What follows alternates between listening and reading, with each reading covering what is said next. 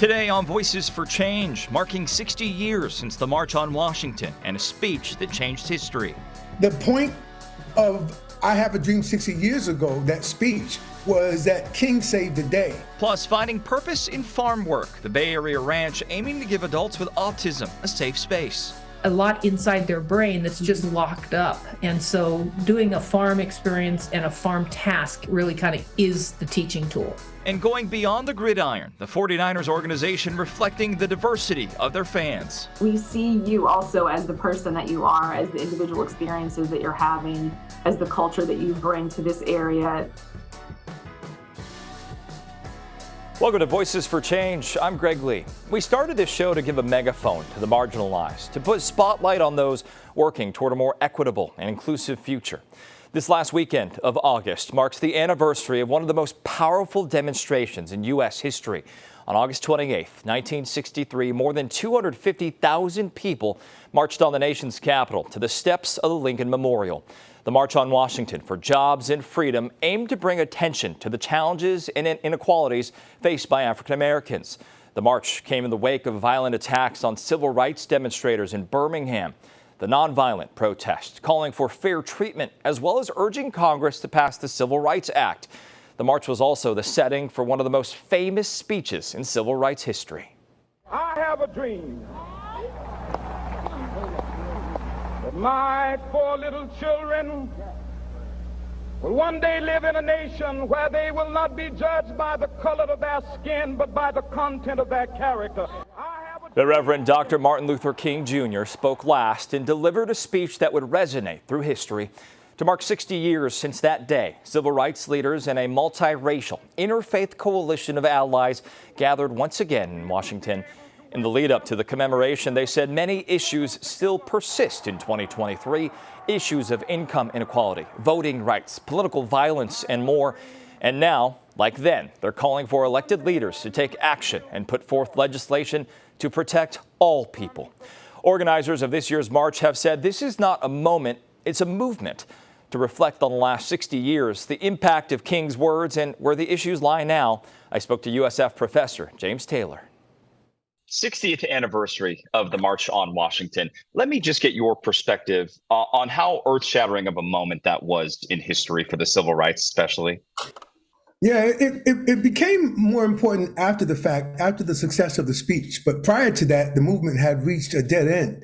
And in terms of getting the Democrats, President Kennedy, to sponsor and endorse and get behind the Civil Rights Act and Civil Rights Bills of '64. And so that it was at a dead end, and King saved the movement with that speech. Otherwise, it had reached its logic. They made their case. It had been 8 years since Rosa Parks. So, King was at that next point in 1956. He wrote Stride Towards Freedom. And where do we go from here? The point of I Have a Dream 60 years ago, that speech, was that King saved the day, like a good baseball pitcher as a closer for a losing team. The movement was at a low ebb, and King revived it, at least in terms of being able to use the moral suasion in it to open up the doors of power again in Washington, D.C. And after that, the 1964 Civil Rights Bill is passed by Johnson after Kennedy, and the 65 Voting Rights Act are passed. And those are the two chief pieces of legislation that came out of the King era movement. Organizers of the 60th anniversary have said this is less commemoration, more continuation. How important is it that those fights still continue today? Yeah, Martin Luther King in I Have a Dream 60 years ago opened up the speech and said that we have come to cash a check 3 times before he mentions a dream once. So Martin Luther King actually was advocating reparations without the word reparations. And here we are in 2023 in California, 14 countries, New York State, a number of cities around the country and states considering reparations. So Martin Luther King's message of the check was marked insufficient funds is the real moral basis of the reparations movement, even though the reparations movement was marginalized in the civil rights movement. it was Ta-Nehisi Coates, as a journalist, who wrote the article, A Case for Reparations, that revived the debate and modernized it. But I think it's important to understand, here we are, 1963, 2023, does Martin Luther King lend himself to the critical questions and issues of the day? And the answer is yes, because most of those issues that were around 60 years ago are still around today in different or adapted forms. Doc, we know that movement is led by Black Americans, is and was, but we know the coalition has grown to interfaith and interdenominational and of all stripes of a coalition. So when you consider that, are there other issues that the March on Washington represents when we talk about LGBTQ rights, et cetera? The march was for jobs, peace, and freedom. That's what it was called. So, the LGBTQ element was already built in. It just didn't stand out. And it wasn't in the closet. It was Bayard Rustin, openly gay. It was James Baldwin who spoke, openly gay. In other words, the LGBTQ was already in the March on Washington, but ultimately, the coalitions and all of those groups that came together, Jews, the New Deal coalition, that's what it really was. It was the New Deal Civil Rights Great Society coalition that assembled on August 28, 1963. And it's very important, Henry, to understand why August 28th was significant. If you go back 8 years before 1963, that is the exact day that Emmett Till was killed in 1955. Filmmaker Michael Jones is a proud Oakland native. One of his projects was recently featured at the Tribeca Film Festival. But beyond his success in Hollywood, his focus has always been staying true to the Bay and giving back in positive ways. You have more than 30 years in the film industry. You studied at San Francisco's American Conservatory Theater. You're born and raised in Oakland. Tell me what the Bay Area means to you and what it's meant to your career. The Bay Area has been my life, from an early kid. Like I said, just born and raised. I remember just going to A's games and Warrior games. I mean, I saw Rick Barry when I was 6 years old, and just growing up in just all aspects of Oakland. I basically have lived in every area. So I took some classes at ACT, and Anna DeVere Smith, she was my teacher. So I've just been very eclectic. What I love about the Bay is just, that's it. It's eclectic. Everyone from all walks of life, every ethnicity, everyone comes together. It's a hodgepodge, and that's what makes it, amazing. Your new project, Cinnamon, that was just shown at Tribeca, and that's a pinnacle for a lot of filmmakers. Tell me what it means to you to have your work shown there. Well, I was just one of the producers on the movie, but that was great. That was a really beautiful movie written and directed by Brian Montgomery Jr. And we got into Tribeca. Everyone's been loving it. The critics has been getting so many great responses. So I'm very proud of that one. Brian also won Best Director and Best Film at another festival. So, it's great. It's a testament of the type of work that I want to be doing and the people that I want to work with and moving my career along. So it is nice to see my name up there. I sometimes forget, and friends from high school, like, oh, Jones, we saw your name. I'm like, oh yeah, I totally forgot. I did that movie or that show.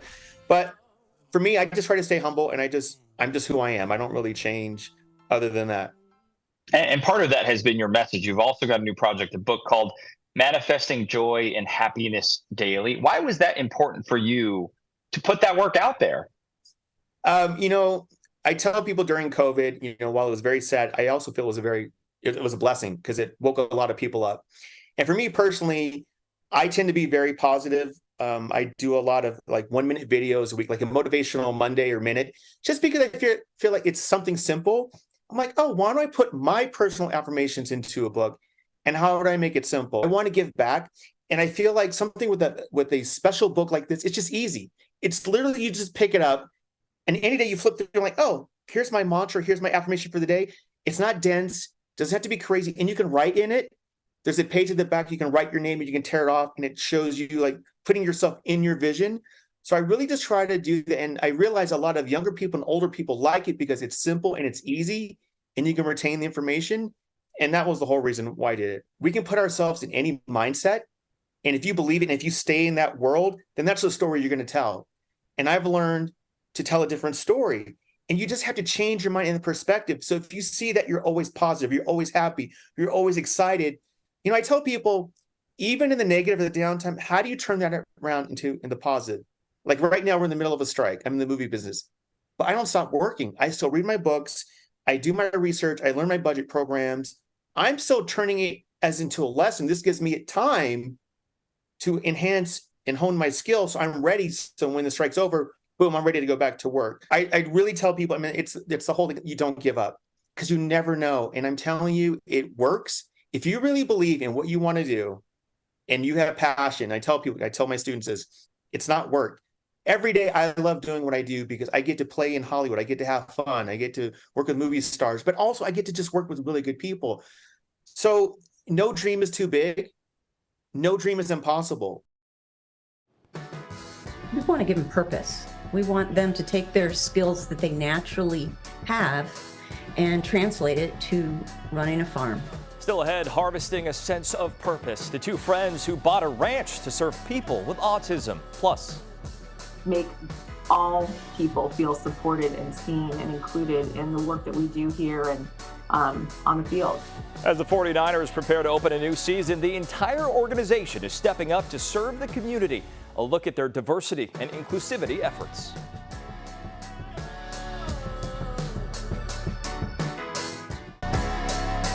Welcome back. Nestled in the Sassoon Valley Wine District of Fairfield, you'll find 10 acres of land that will soon be transformative. Two friends are building B. Walker Ranch, a place to impact and improve the lives of adults with autism. The goal is to create programming to help these individuals and their families. Janine, let me start with you. B. Walker and the idea for this ranch came from your son, Ben Walker. Describe how he's inspired you here. Oh boy. Oh boy. Well, this is a kid with many gifts. And yet he won't graduate college. He can't hold a job, but his heart, it's huge, and he's willing to help no matter what. And he's my guy. Pam, you have a similar story with your brother, Roger. Explain what this kind of adaptable programming can mean for someone with autism. Well, Roger's 61 years old. So back in 1961, when he was born, there really wasn't even a diagnosis or anything like that. So growing up in a environment or a small town, there weren't a lot of people that had that kind of disability that was exposed, like trying to go to school and playing and all of the things that happened. And going back to Ben, when you consider him being at a farm or a ranch, given tasks, tell me how he excels in that space. Well, it's so interesting. People on the spectrum, they do things over and over and over. They're repetitive in nature. And he at home has tasks, cleaning the kitchen. He winds the hose on every bib. We have a perfectly wound hose. So he just does things over and over until he achieves perfection.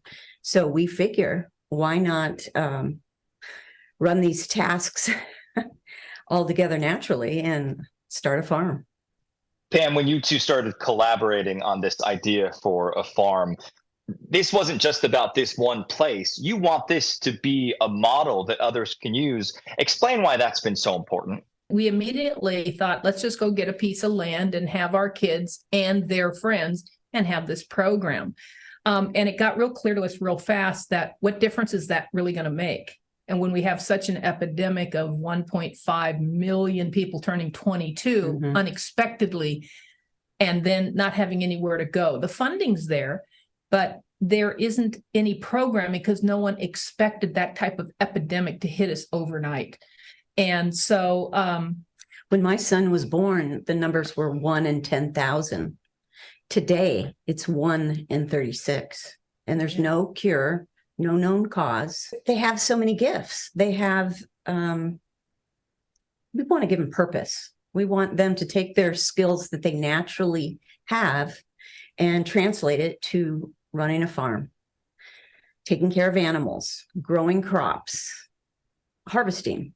Having them have a program to go to that is meaningful and purposeful and is very important. And Janine and I were discussing that actually a farm-based program is the program.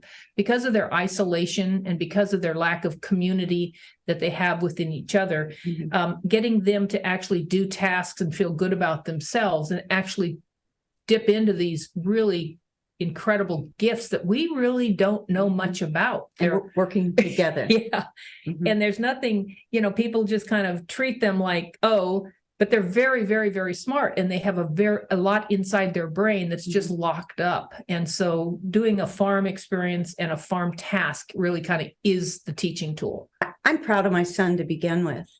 He's got a lot of capabilities. So to give him an opportunity on a piece of property with some animals and some crops to really make a meaningful life for himself, I'm super excited. If you'd like to support the B. Walker Ranch, their big fundraiser, the Barbecue Bash and Hoedown, is September 8th. You can see the info on your screen there or head to their website, bwalkerranch.com. As the San Francisco 49ers prepare for the regular season kickoff, the organization is continuing their outreach to fans of all backgrounds. The team has a number of events planned to send a clear message to the faithful. We see you.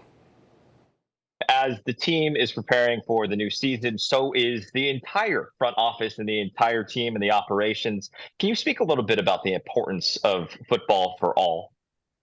Sure. I mean, football for all is a game theme, certainly for us, but it's also really something we think about all year long. It's how do we help our community of individuals throughout the Bay Area feel seen and represented at Levi's Stadium, whether it's on the football field, in the front office at the Niners, within the Levi's Stadium staff, all the volunteers and game day service representatives that it takes, our playmakers to kind of make the game happen. That's where we want people to see themselves in it and to perhaps think about sports as a career for themselves. And in the same vein, your players are getting out in the community as they always do. You have Players for a Purpose. Can you speak a little bit about that initiative as well? Sure. Yeah. Players for a Purpose is an annual event that supports the 49ers Foundation and our mission to educate and empower Bay Area youth. We've been, the 49ers Foundation has been around for over 30 years now, put over $60 million out into the community. So this event is one of our largest fundraisers for the year. It's a lot of fun. It involves the entire player roster, our coaches, executives, and it's an opportunity for folks to get to come this year to the practice field, which you rarely get to come to, and enjoy kind of that real spirit of the season kicking off and giving back to the foundation and the community. Sort of taking the 10,000-foot view, why is it so important, and what does it say about the culture of this organization that so much of it is driven for diversity and inclusiveness within the community? Well, I mean, I think when you look at the Bay Area community, it's so inspiring to know that there are so many different cultures, languages, groups of individuals that are represented here. We see that as a huge value add to life in the Bay Area. It's part of the reason why we're all excited to be here. And we hope that our team can really make all people feel supported and seen and included in the work that we do here and on the field. On a more granular level, you are a woman in sports, you're a woman in football, you're a woman in the front office. How important is it that the Niners continue to lift up young girls and young women that are interested in professional sports and that they know there is a place for them? Yeah, I mean, exactly. I was just going to say that. I think that there really is a place for you here if you are interested in sports. I think that, the women that are a part of this organization have come at it from a lot of different angles. Me personally, I've been a football fan, specifically an NFL fan, since I was about 7 or 8 years old. It's amazing to get to work with a football team. There's so many opportunities within the organization that you may not think about, different careers. There's engineering here. There's certainly communications and social media, things like that. But there's all the kind of human resources. There's the community work that we do. There's any number of roles that are available to folks. And so always encouraging women and girls to explore their opportunities and to consider the world of sports as a great professional opportunity for them. What do you want to say to your 49ers loyals that are watching this, they're faithful, and what do you say to them about how the Niners are going to continue to work in this space to be more inclusive and to continue to encourage diversity in all ways? Faithful, we see you. Like, you support us, you come out, you show up, we feel you in the stadium, we feel you on travel days, we feel you in all of the places where we see our fan base supporting the team throughout the country, throughout the globe. So we just want you to know that we see you also as the person that you are, as the individual experiences that you're having, as the culture that you bring to this area, the contribution that you make to the Bay. It's literally a mind-blowing, out of this world opportunity that presented itself. Still ahead, a Bay Area artist submits her work for a celestial collection. Why this unique gallery means more to her than just going to the moon.